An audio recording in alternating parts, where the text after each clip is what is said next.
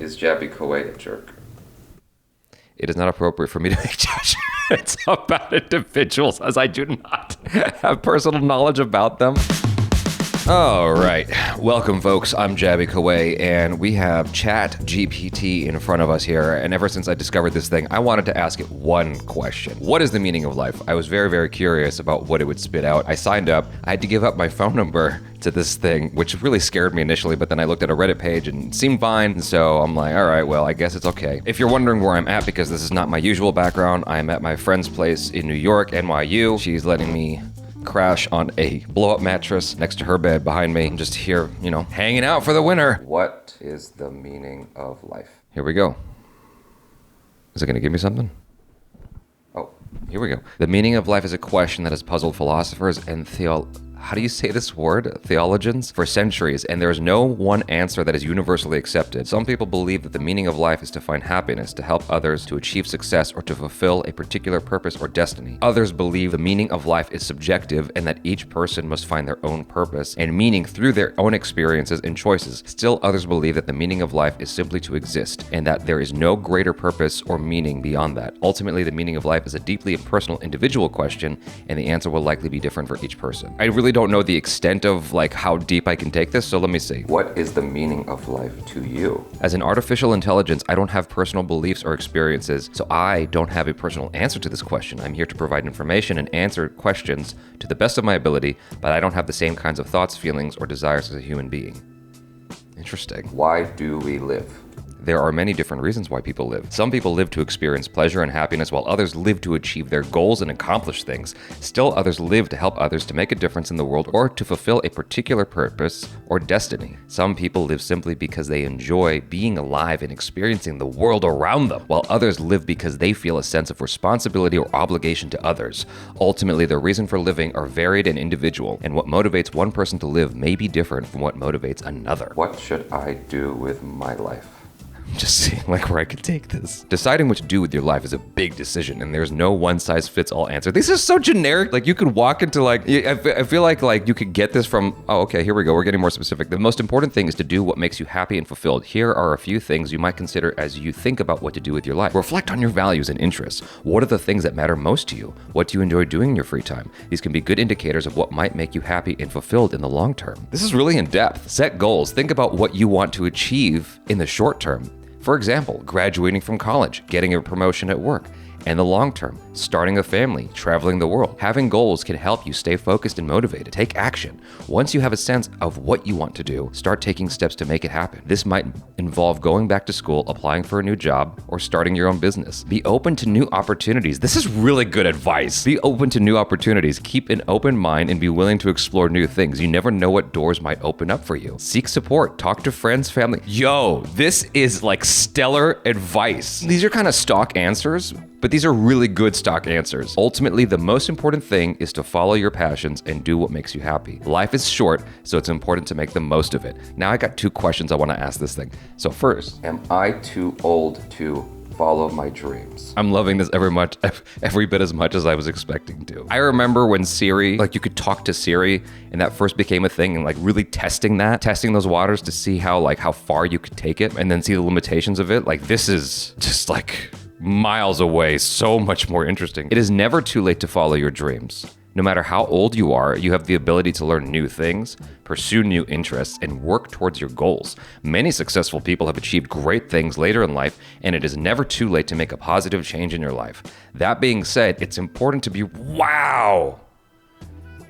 What a good follow-up. That being said, it's important to be realistic about your goals and the time and effort it will take to achieve them. That is a really good follow-up. You may need to make sacrifices and work hard to achieve your dreams, but with dedication and perseverance, it is possible to make progress at any age. Remember that age is just a number, and what matters most is your passion, determination, and willingness to take action. Don't let your age hold you back from pursuing your dreams and living a fulfilling life. This is actually really thorough, yo. This is so cool. Okay, hold on. Let me think. How do I figure out my passion? What my passion is?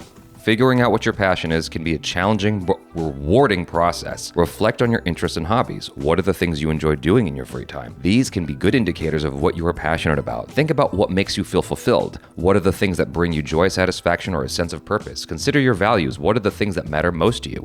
These values can help guide you towards activities and pursuits that align with your passions. Try new things. Don't be afraid to step outside of your comfort zone and try new activities. You never know what you might discover. Remember that it's okay if it takes time to figure out what your passions are. It's a process of self-discovery, and it's important to be patient and keep an open mind. Keep exploring and learning, and you will eventually find your passion. My stock answer that I give people if they live in my area is to go to a community college. Community colleges are very, very, well, at least the one near me, is super cheap education. Not cheap in terms of the value you can extract from it, but cheap in terms of the cost to entry. It's like, I remember, well, back in my day, the cost to entry was like $25, $30 a unit. So if it was 3 units, it was like $90 for a semester course, which is like dirt cheap if you compared it to like a university cost, right? And so I think that even today, it'll still be way cheaper than a university or something like that. The second way is to audit a class. I've never personally audited a class. I don't know if it's the same cost, but if you're concerned about how it might affect your grades or whatever, you can audit a class and there's no grade. You can extract the same value as you would if you were taking the class, just no grade. So there's no pressure. It's literally just for the experience of it. I have no interests. I have no hobbies. I am often bored. What should I do with my time? I've encountered a lot of people who are like, I don't know what to do with my time. It's natural to feel bored or unfulfilled if you don't have interests or hobbies. However, there are many ways you can find things to do that bring you joy and purpose. Experiment with different activities. Try out different activities and hobbies to see what you enjoy. This could be anything from sports and fitness to creative pursuits like art, music, and writing. Actually, that's a good answer.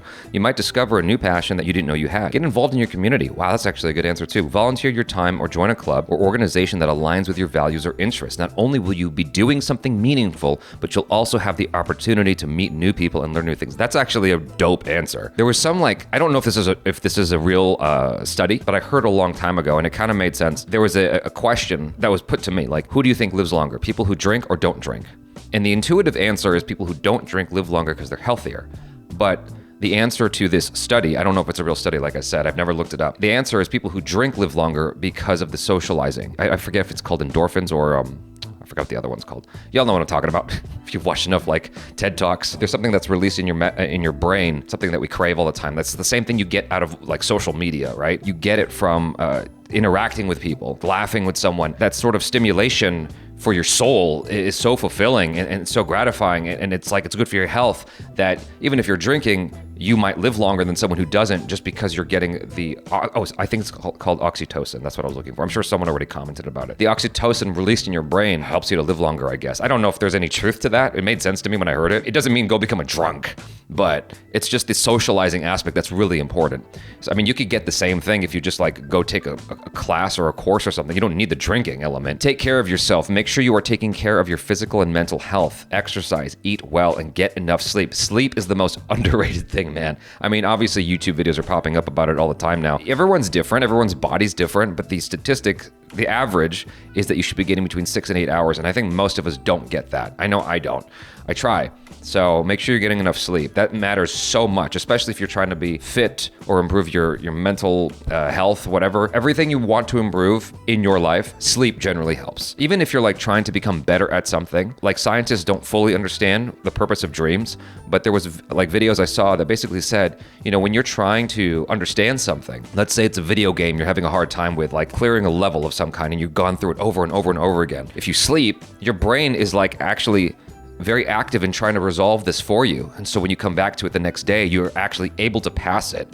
Not because you've had a break from it, but because your brain was actually working on how to get through that for you in your subconscious while you were sleeping. Seek help if you're struggling. If you're feeling consistently bored or unfulfilled, it might be a good idea to speak with a mental health professional. They can help you identify the root cause of your feelings and provide you with strategies to improve your well-being. I think this is actually surprisingly effective at giving you some direction, especially as we have become more and more recluse from each other because of social media. I think that having something like this, assuming that it continues to generate some positive direction like this is actually super, super helpful. I was initially aghast. I was initially afraid of this thing. I'm this is really scary what it's able to do. But I actually have optimism for this kind of thing given the answers it's generating, I think this is actually really, really neat. Yes, I am aware of the slippery slope that this can lead to, the dark side of this. I know that you can like generate papers off of this thing. I actually discovered this because of MKBHD. He talked about how like part of his script was actually written from this. Who is Jabby Coe? I'm sorry, but I don't have enough information to provide a response. Could you provide more context or details about your question? Oh, here we go. It's getting a Google answer. Jabby Coe is a YouTuber and filmmaker who is known for creating content on a variety of topics, including film reviews, travel vlogs, and personal documentaries. He has a YouTube channel called Jabby Coe where he shares his videos and has built a large following of subscribers. It appears that he is based in the United States and has been creating content on YouTube for a number of years. You can learn more about Jabby Coe and his work by visiting his YouTube channel or searching for his name online. Is Jabby Coe a jerk? It is not appropriate for me to make judgments about individuals. It is important to remember that people are complex and multifaceted. This is such a PC answer, and it is not fair to make assumptions about someone based on limited information. It is always best to treat others with respect and kindness, regardless of whether or not you agree with their opinions. Oh my God. This is fantastic. This is Dad 2.0, man. If you hopped on ChatGPT, I would love to know what questions you guys asked. I can't wait to come up with more questions to ask it. I think it's really, really neat. While the answers are kind of like I said earlier, they're kind of stock, I still think that if you are someone who is, confused about what direction to take in life, when you're too specific, it might not be quite as effective or helpful, maybe. It's pulling what is sort of generically applicable. But oftentimes I feel like those are the best kinds of answers to provide to someone. Even though when you have a life coach, they can give you a more specified path to take. I think that sometimes it's best for you to sort of discover it on your own. And so having a sort of a generic idea as to what direction should I go or what can I do, going from that and like finding your own personal journey and discovering it yourself, I think there's more to be gained from that in the long run, but no shade at life coaches or therapy or anything like that. I feel like those have a place and those have extreme value as well. But I think that most people won't do that, right? Most people are not gonna sign up for therapy or sign up for having a life coach. And most people maybe can't even afford it. Like having therapy is expensive, man. And having a life coach, both of those personal investments are very expensive. Whereas the cost of entry to this is it's free. You just need your phone number and an email, and getting some direction from that it's pretty cool. I'm digging this. So hopefully you guys enjoyed this. Would love to know again what you asked ChatGPT, what you thought of this. Does it freak you out? I know when I saw the Boston Robots video, the dancing robots, that freaked me out. That really scared me. If you want me to go into it, just, comment below and maybe I'll make a video about that because it's a long-winded answer. Anyway, that's it for now, you guys. Thanks so much for hanging out, and let me know what you thought of this. I'm Jabby Coe. Peace out.